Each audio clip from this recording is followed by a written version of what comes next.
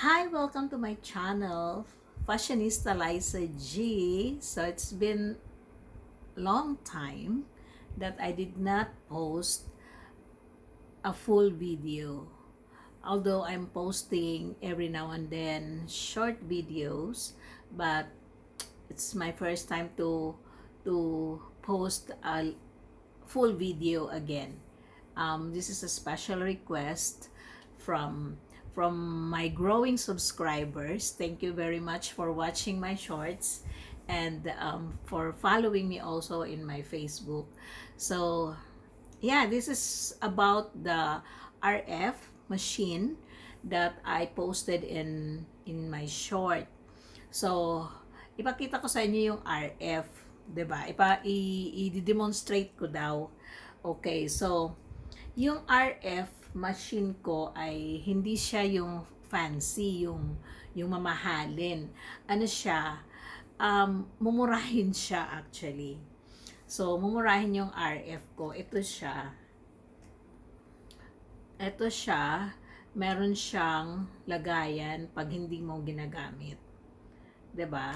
So, nakalagay yan, nakaganyan yan pag hindi mo siya ginagamit.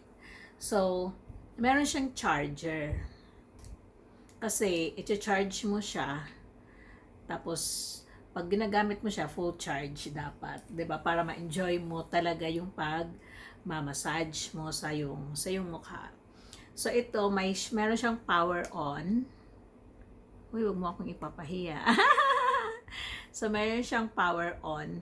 Tapos, ikaw, makikita mo yung battery. Full siya, 'di ba? Full.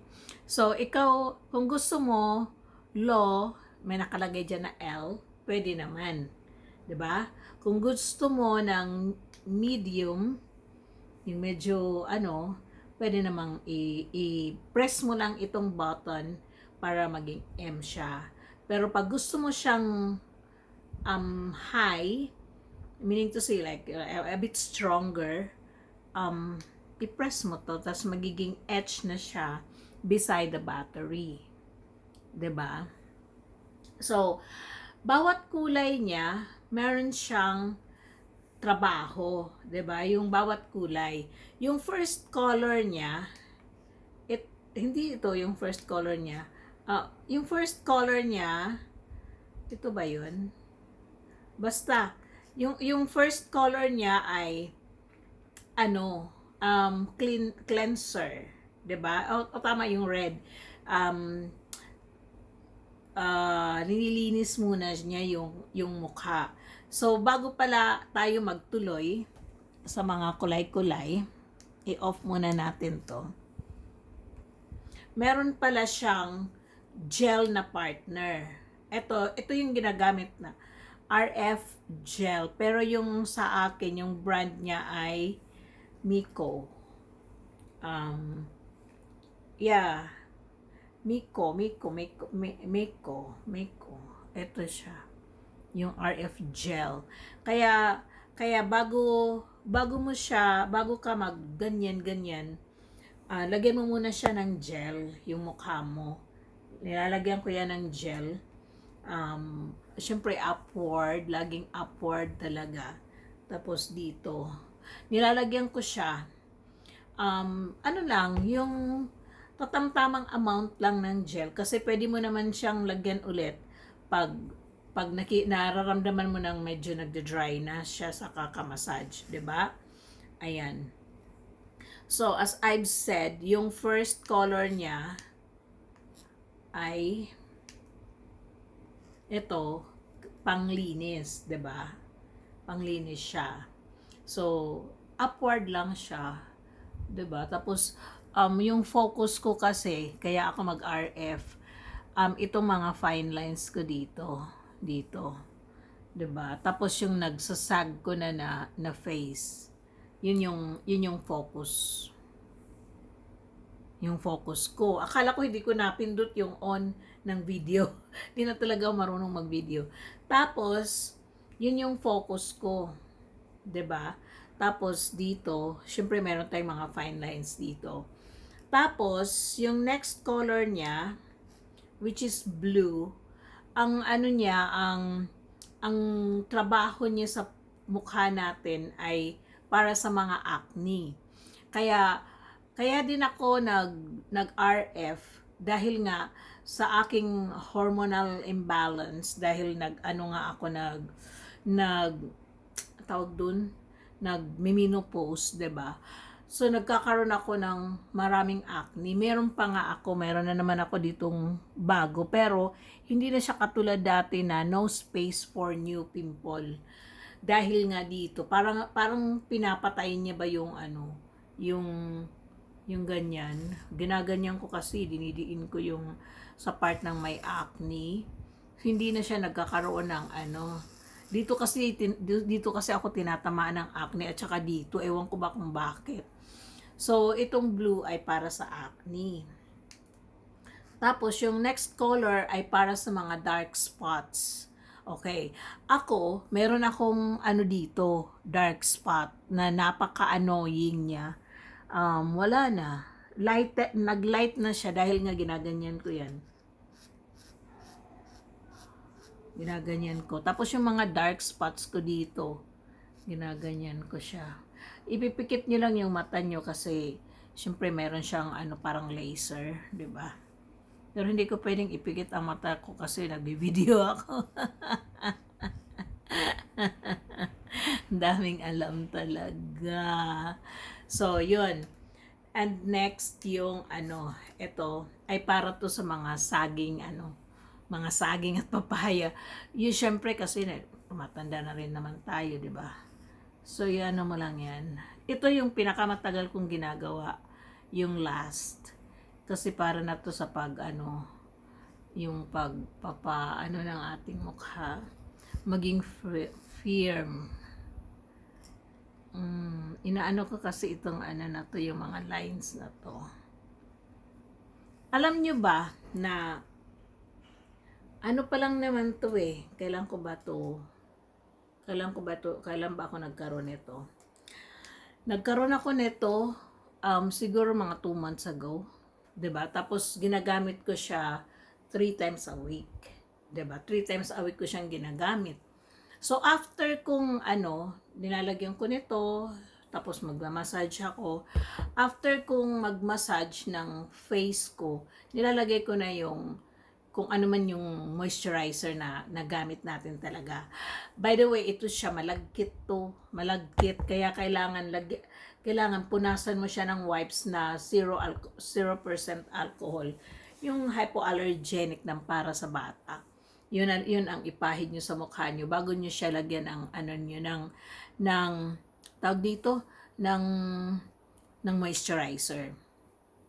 So, yan ang kagandahan nito. At hindi ko lang to ginagamit sa aking mukha. Ginagamit ko ito syempre sa liig. Kasi ang ating neck, yun ang nagre-reveal agad ng ating edad. Makikita ka agad sa neck.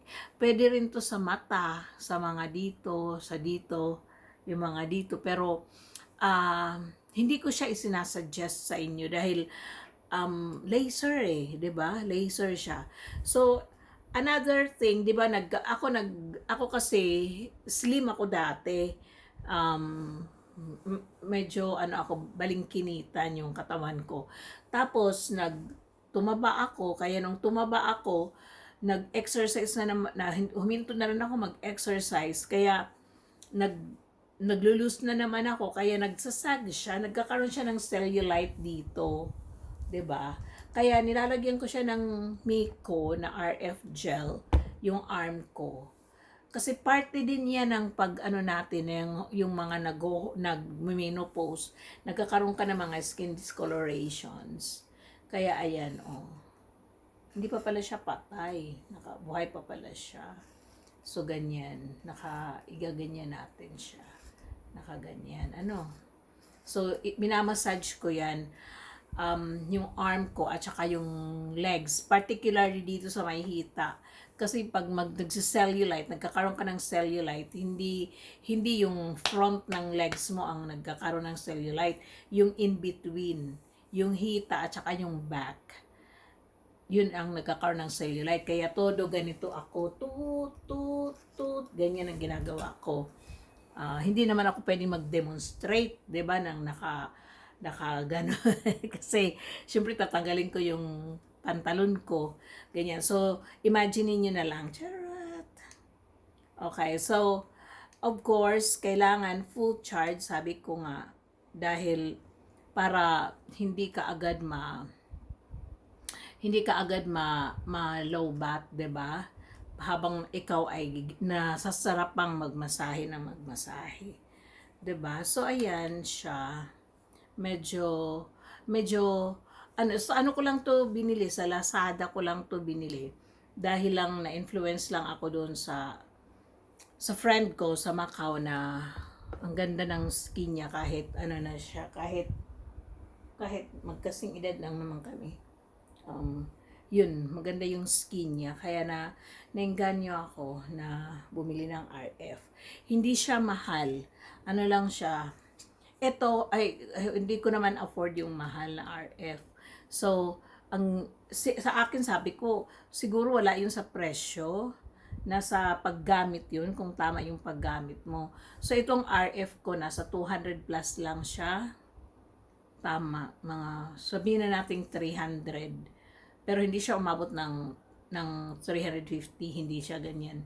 200 plus lang siya. Tapos itong Meko na RF gel ay 80 baht lang to sa Lazada, 'di ba? Kaya bakit kailangan mong magpunta pa sa mga clinic na mga mahal, libo-libo ang babayaran mo, tapos hindi mo mapangatawanan, 'di ba? Dahil wala ka ng pang tustos. Kaya why not, bumili ka na lang nito. Diyos ko, ilang buwan na ako naggumagamit. Wala pa rin siyang parang nandito pa siya. Konti lang. Kasi ano naman siya maganda siya talaga. Hindi mo siya kailangan marami kang ilagay, 'di ba? So tama lang yung capacity ng mukha mo. So yun nga, RF, 'di ba? Ito na yung kabuuang video, may RF gel.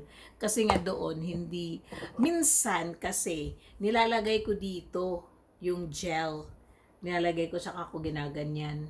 Hindi ko, minsan talagang dinidirekta sa face ko. Kaya yun, bahala na kayo kung paano nyo gamitin. Ang importante, may effect sa'yo. Magandang effect. 'Di ba? For me, I'm satisfied.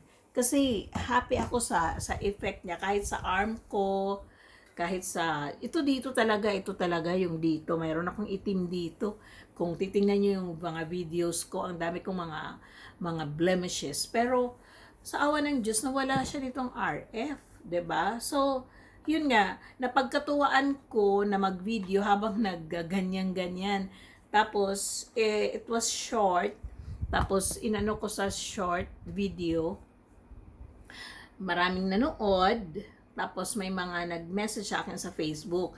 Dapat mag-comment kayo sa aking video para naman dumami yung mga viewers natin, 'di ba? Pero anyway, okay lang naman. Okay lang kasi ang pag-YouTube ko ngayon parang na lang, parang gusto ko lang, 'di ba? Kung manonood kayo, good. Kung isa-subscribe nyo, ako, maraming salamat. So far, growing yung channel ko. Dumadami yung subscribers. As of today, meron akong 11 plus 11 na nakita. Thank you so much. So, yun. Kung ano yung nakikita nyong pinopost ko sa aking mga shorts na gusto nyo talaga maliwanagan kung ano talaga yung ginagawa ko, you can DM naman. Tapos pag meron tayong oras, gagawan ko ng video like right now. 'Di ba? So thank you for continuous support to my YouTube channel. And if you are new to my channel, please don't forget to click the like, the subscribe button. Mas maganda kung magko-comment ka. Thank you so much, and I'm so sorry guys na hindi ako masyadong nakakapag-film ng mga full videos dahil marami tayong pinagdadaanan sa buhay, but I am getting better. I'm getting better, and soon you will see kung ano yung update sa akin. In Jesus' name. Bye for now. Thank you. Bye. Sawadee ka.